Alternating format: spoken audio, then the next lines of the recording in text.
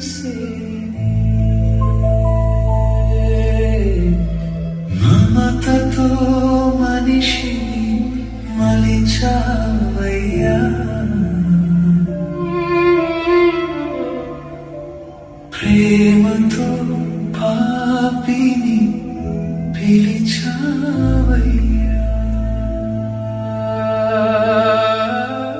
మమతకు ఫలితము నీ మరణమా ప్రేమకు ప్రతిఫలము నీ ప్రాణ